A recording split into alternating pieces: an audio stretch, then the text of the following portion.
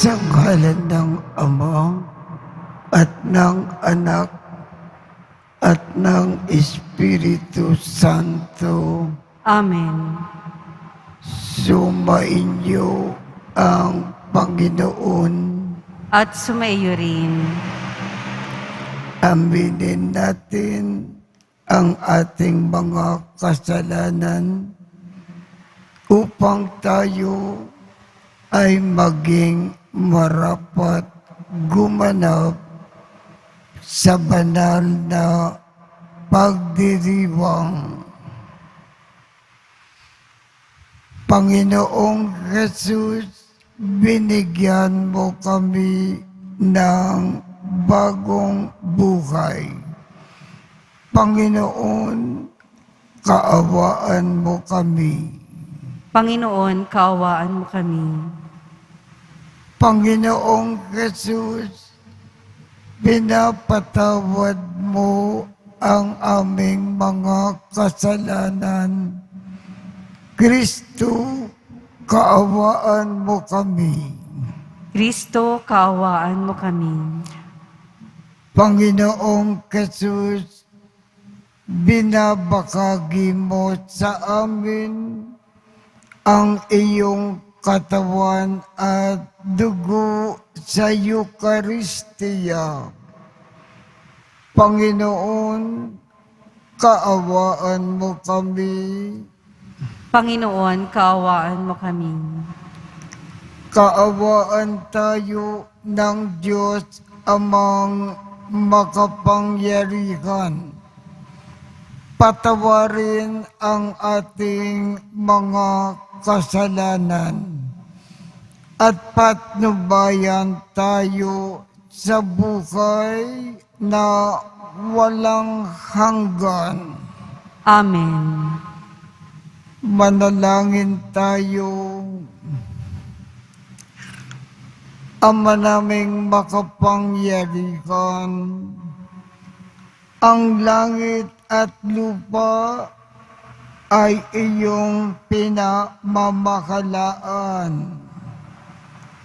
Dinggin mo ang pagdukog ng iyong sambayanan at pagkalooban mo kami ng kapayapaan araw-araw. Sa pamamagitan ni Jesucristo, kasama ng Espiritu Santo, magpasawalang hanggan. Amen. Pagbasa mula sa unang aklat ni Samuel. Noong mga araw na iyon, matapos mapatay ni David si Goliath, nagbalik na si Haring Saul at ang kanyang mga tauhan. Sa bawat bayang madaanan nila, sinasalubong sila ng mga kababaihan na umaawit at sumasayaw sa saliw ng mga pandereta at alpa. Ganito ang kanilang awit: libo-libo ang pinatay ni Saul, ang kay David naman ay 10,000. Nagalit si Saul at naisaloob niya, kung sinasabi nilang 10,000 ang pinatay ni David, at ako'y libo-libo lang, kulang na lamang ay siya ang kilalanin nilang hari. At mula noon, naging mainit na ang mata niya kay David. Minsan nasabi ni Saul kay Jonathan at sa kanyang mga tauhan ang balak niyang pagpatay kay David. Mahal ni Jonathan si David, kaya sinabi niya rito ang balak ng kanyang ama. Ang sabi niya, binabalak ang patayin ng aking ama. Bukas ng umaga, magtago ka sa isang lugar. Yayayain ko naman ang aking ama sa may pinagtataguan mo at kakausapin ko tungkol sa iyo. Pagkatapos naming mag-usap, sasabihin ko agad sa iyo ang anumang sasabihin niya. Kinausap nga ni Jonathan ang kanyang ama tungkol kay David. Ama, bakit ibig ninyong patayin si David? Gayong wala namang ginagawang masama sa inyo. Hindi ba't pinakikinabangan sa balat ng lupay pawang maghahari?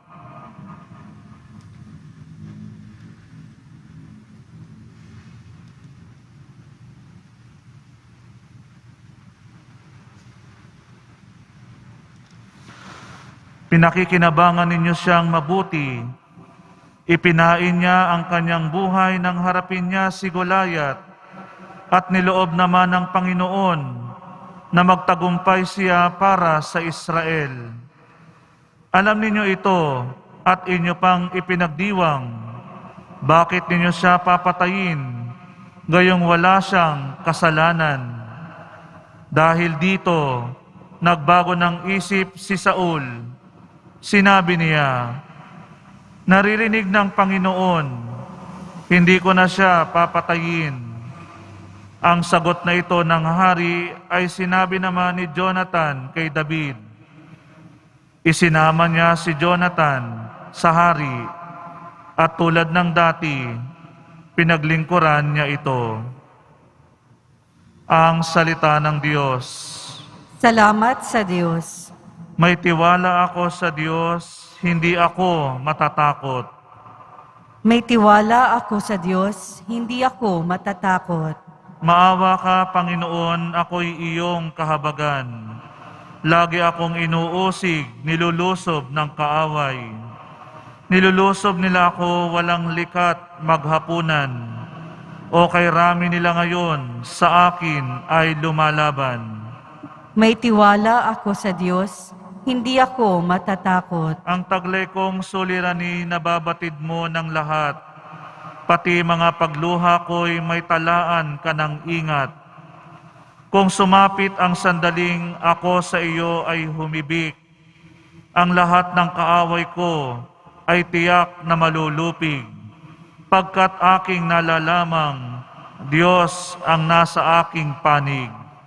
May tiwala ako sa Diyos, hindi ako matatakot. May tiwala ako sa Diyos, pangako niya'y iingatan.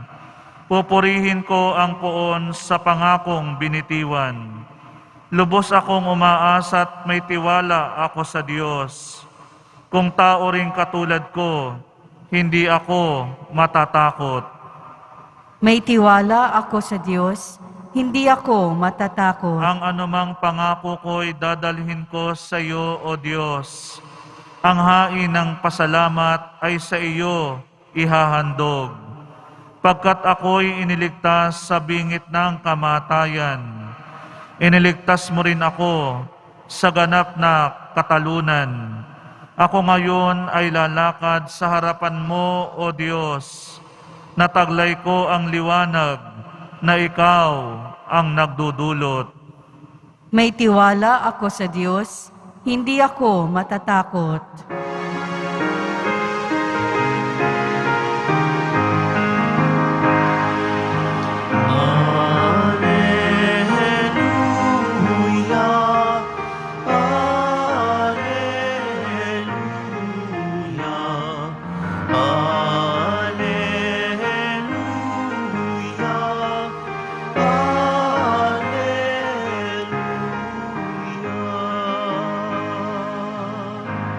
Si Kristo ay nagtagumpay, nalupig ang kamatayan, nagningning ang pagkabuhay.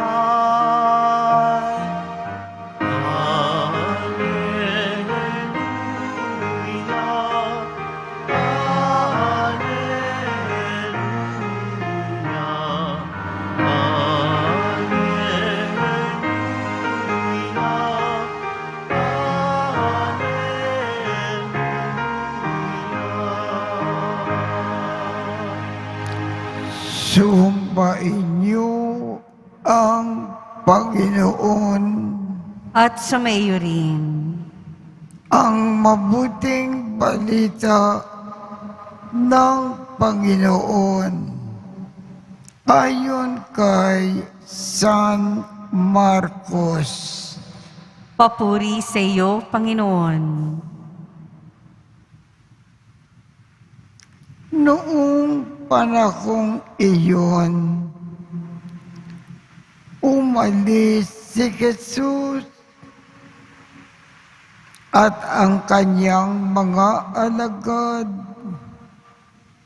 at nagpunta sa tabi ng lawa. Sinundan siya ng maraming tao bukat sa Galilea. Nagdatingan din naman ang napakaraming tao mula sa Judea, sa Jerusalem, sa Idumea, sa ibayo ng Jordan, at sa palibot ng Tiro at Sidon, nang mabalitaan nila ang lahat ng ginawa ni Jesus. Nagpakanda si Jesus sa kanyang mga alagad ng isang bangka na magamit niya upang hindi siya maipit ng mga taong dumaragsa.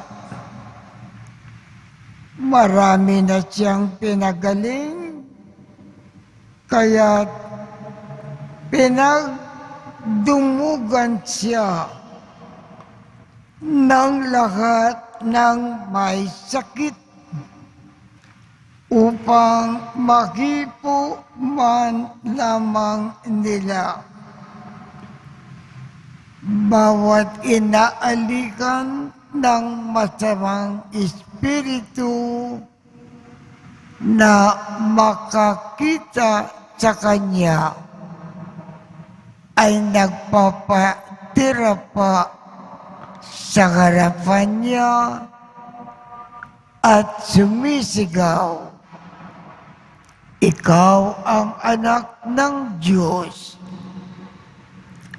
At mahigpit silang pinagbawalan ni Jesus. Ayaw niyang ipasabi kung sino siya. Ang mabuting balita ng Panginoon. Pinupuri ka namin, Panginoong Hesukristo.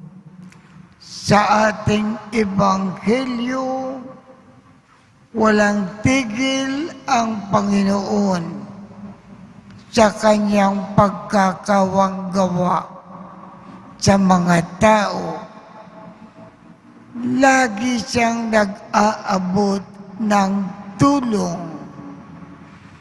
Laging nag-aalay kapwa. At pinagagaling niya ang lahat ng may sakit na lumalapit sa kanya. Ang gusto ng ating Panginoong Jesus sa ating buhay araw-araw, lagi rin tayong magkawanggawa, tumulong sa mga nangangailangan, mag-alay kapwa nang walang tigil bilang pagmamahal natin sa Diyos. Lagi tayong magmahal ng kapwa.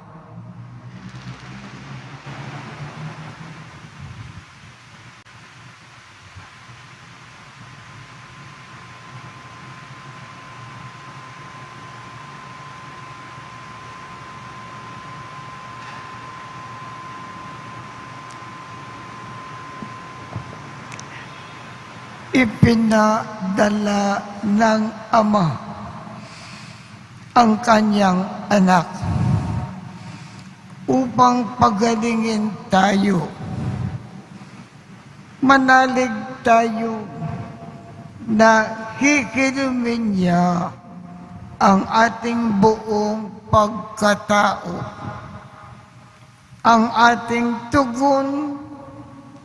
Ama, sa iyong pag-ibig, pagalingin at gawin mo kaming buo. Ama, sa iyong pag-ibig, pagalingin at gawin mo kaming buo. Ang simbahan sa pamamagitan ng kanyang mga namumuno, naway may tapang na harapin at pasanin ang bigat at hamon ng pagbabago. Manalangin tayo. Ama, sa iyong pag-ibig, pagalingin at gawin mo kaming buo. Sa mga taong nangangailangan ng tulong, naway huwag nating isara ang ating mga puso. Manalangin tayo. Ama, sa iyong pag-ibig, pagalingin at gawin mo kaming buo. Ang mga nag-aalaga na mga may sakit, naway huwag silang mapagod at higit pa nila silang bigyan ng personal na atensyon at paggalang. Manalangin tayo. Ama, sa iyong pag-ibig, pagalingin at gawin mo kaming buo. Ang mga taong mayroong sakit na walang lunas at walang angkop na gamot, naway palakasin sila ng kanilang pananampalataya sa Diyos. Manalangin tayo. Ama, sa iyong pag-ibig, pagalingin at gawin mo kaming buo. Diyos ng mga buhay, tulungan mo kami na maipagpatuloy ang gawain ni Jesus na magbasbas at magpagaling upang tunay naming maipahayag sa lahat ang mabuting balita. Hinihiling namin ito sa pamamagitan ni Kristo na aming Panginoon. Amen.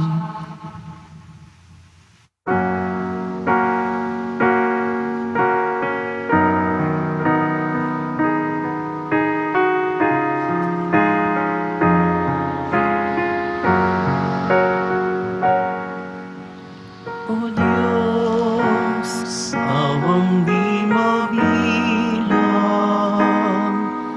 tanggapin mo yaring naming alay. Gawin ito bilang tanda ng aming kaligtasan.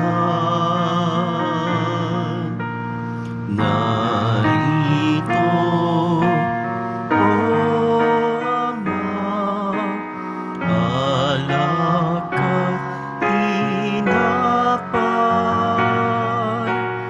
bunga ng lupa at ng aming paggawa.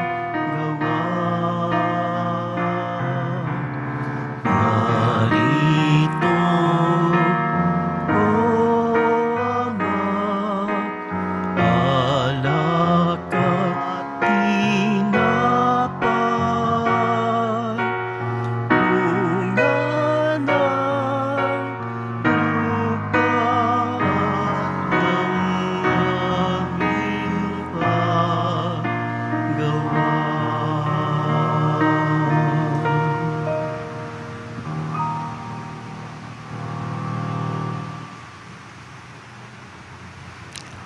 Manalangin kayo upang ang pag-aakin natin ay kalugdan ng Diyos Amang makapangyarihan. Tanggapin nawa ng Panginoon itong paghahain sa iyong mga kamay sa kapurihan niya at karangalan, sa ating kapakinabangan at sa buong sambayanan niyang banal. Ama naming lumikha, ipagkaloob mo na marapat na ganapin ang banal na pag-aakin, sapagkat tuwing ipinagdiriwang ang ala-ala ng anak mong nag-aalay, ang pagliligtas niya sa tanan ay nangyayari upang aming pakinabangan sa pamamagitan niya kasama ng Espiritu Santo magpasawalang hanggan. Amen. Sumainyo ang Panginoon, At sumaiyo rin. itaas sa Diyos ang inyong puso at diwa. Itinaas na namin sa Panginoon. Pasalamatan natin ang Panginoong ating Diyos. Marapat na siya ay pasalamatan. Ama naming makapangyarihan, tunay ngang marapat na ikaw ay aming pasalamatan sa iyong paglingap at kagandakang loob. Ang tao ay nilikha mo at pinangangasiwa sa sansinukob. Sa hangad mo na siya ay iwastong lubos. Siya ay pinagdusa mo sa kanyang pagtalikod.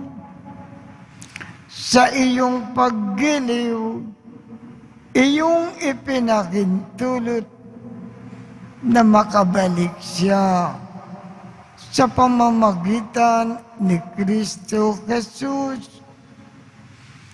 Kaya kaisa ng mga anghel na nagsisiawit ng papuri sa iyo nang walang humpay sa kalangitan. Kami ay nagbubunyi sa iyong kadakilaan. Santo, Santo, Santo, Panginoong Diyos ng mga hukbo, napupuno ang langit at lupa ng kadakilaan mo, o sana sa kaitaasan. Pinagpala ang naparirito sa ngalan ng Panginoon, o sana sa kaitaasan. Ama naming banal, ikaw ang bukal ng tanang kabanalan. Kaya't sa pamamagitan ng iyong Espiritu, gawin mong banal ang mga kaloob na ito upang para sa amin ay maging katawan at dugo ng aming Panginoong Jesucristo. Bago niya pinagtiis ang kusang loob na maging handog, hinawakan niya ang tinapay, pinasalamatan kanya, pinaghati-hati niya iyon, iniabot sa kanyang mga alagad at sinabi, tanggapin ninyong lakat ito at kanin. Ito ang aking katawan na ikakandog para sa inyo.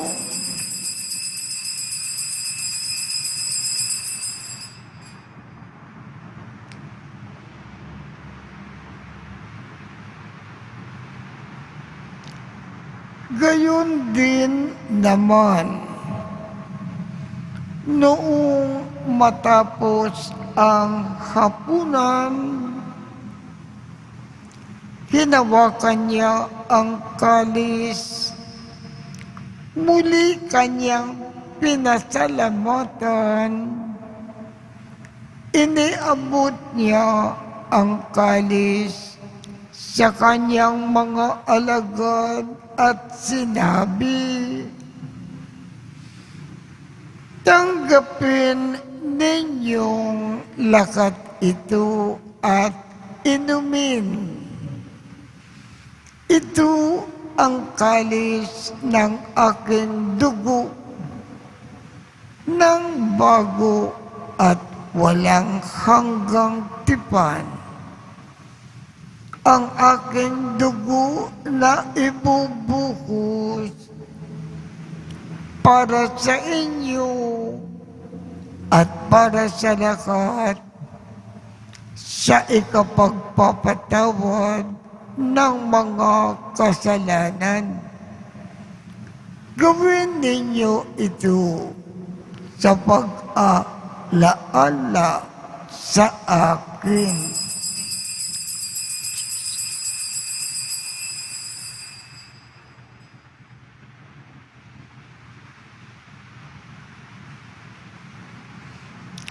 Ipagbunyi natin ang misteryo ng pananampalataya. Si Kristo'y namatay, si Kristo'y nabuhay, si Kristo'y babalik sa wakas ng panahon. Ama, ginagawa namin ngayon ang pag-aalala sa pagkamatay at muling pagkabuhay ng iyong anak. Kaya't iniaalay namin sa iyo ang tinapay na nagbibigay buhay at ang kalis na nagkakaloob ng kaligtasan. Kami ay nagpapasalamat dahil kami ay iyong minarapat na tumayo sa harap mo para maglingkod sa iyo. Isinasamo namin kaming magsasalo-salo sa katawan at dugo ni Kristo ay mabuklod sa pagkakaisa sa pamamagitan ng Espiritu Santo. Ama, lingapin mo ang iyong simbakang laganap sa buong daigdig. Puspusin mo kami sa pag-ibig, kaisa ni Francisco, aming Papa, Jose, aming Obispo, at ng Tanang Kaparian. Alalahanin mo rin ang mga kapatid naming nakimlay nang may pag-asa na sila ay muling mabubuhay. Gayon din ang lahat ng mga pumanaw. Kaawaan mo sila at patuloyin sa iyong kaliwanagan. Kaawaan mo at paghindapatin kaming lahat na makasalo sa iyong buhay na walang wakas. Kaisa ng makal na Birhen Maria na Ina ng Diyos, ng kabiyak ng puso niyang si San Jose, kaisa ng mga apostol at ng lahat ng mga banal na namukay dito sa daigdig ng kalugod-lugod sa iyo. Maipagdiwang nawa namin ang pagpupuri sa ikararangal mo sa pamamagitan ng iyong anak na aming Panginoong Jesucristo. Sa pamamagitan ni Kristo, kasama niya at sa Kanya, ang lahat ng parangal at papuri ay sa iyo, Diyos Amang makapangyarihan, kasama ng Espiritu Santo, magpasawalang hanggan. Amen.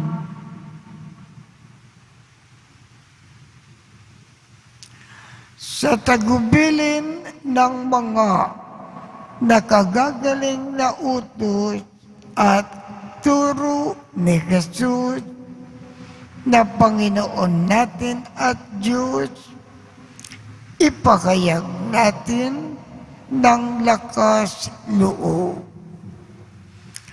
Ama namin, sumasalangit ka, sambahin ang ngalan mo, mapasa amin ang kaharian mo, sundin ang loob mo dito sa lupa para nang sa langit.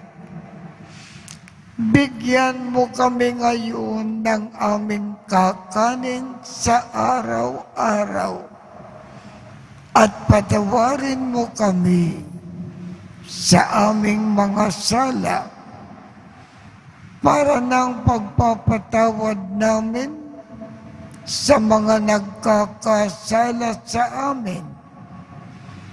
At huwag mo kaming ipakintulot sa tukso at iadya mo kami sa lahat ng masama. Hinihiling namin, Ama, iadya mo kami sa lahat ng masama.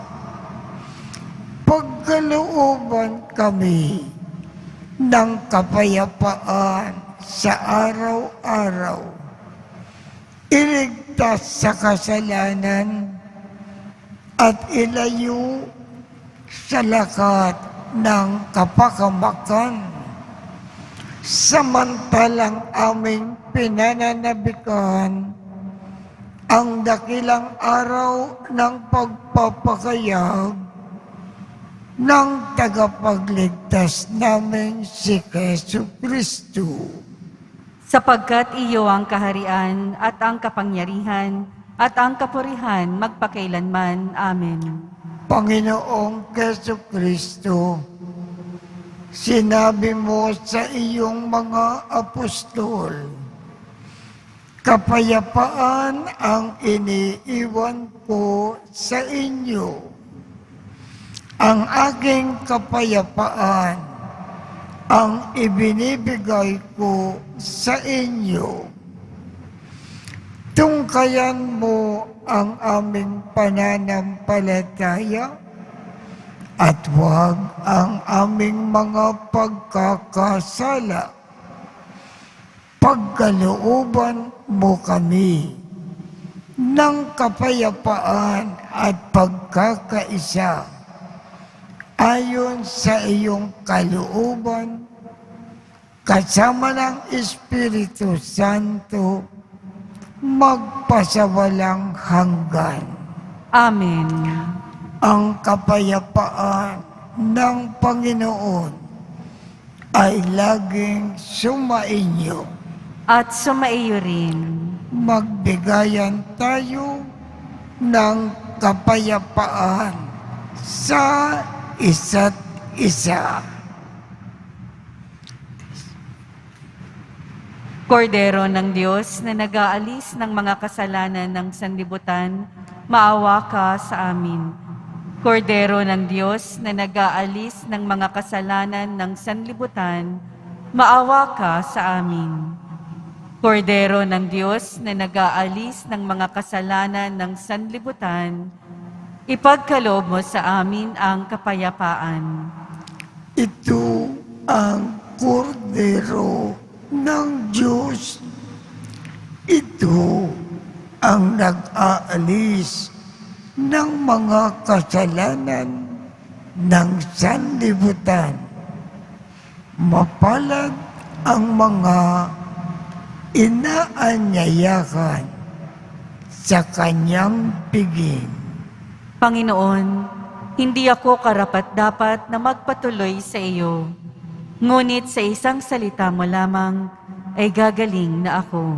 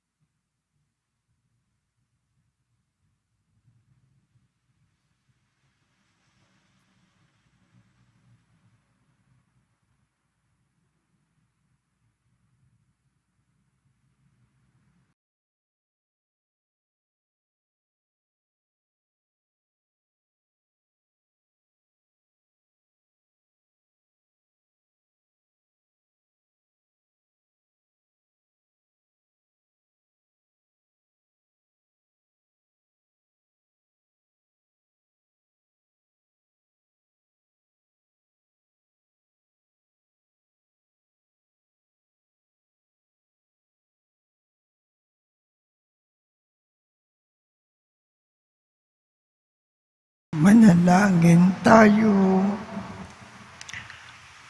Ama naming mapagmahal, padaluyin mo sa amin ang batis ng Espiritu ng iyong pag-ibig upang kami pinapagsalo mo sa pagkain na iyong bigay para kami ay pagbuklurin ay magkaisa sa pananalig sa iyo sa pamamagitan ni Jesucristo kasama ng Espiritu Santo magpasawalang hanggan.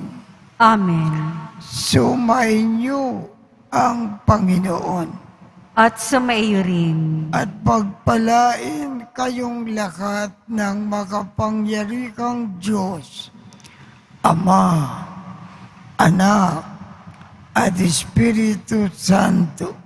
Amen. Tapos na po ang misa.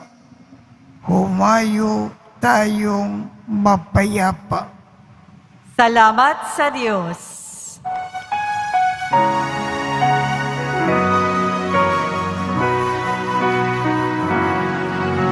Padre Jesus Nazareno, sinasamba ka namin. Pinipinto ka namin. Aral mo ang aming buhay at kaligtasan. Nuestro Padre Jesus Nazareno, iligtas mo kami sa kasalanan. Ang krusing kinamatayan ay sagisag ng aming kaligtasan. Nuestro Padre Jesus Nazareno, inarangal ka namin. Nuestro Padre Jesus Nazareno, iluwalhati ka namin. Nuestro Padre Jesus Nazareno,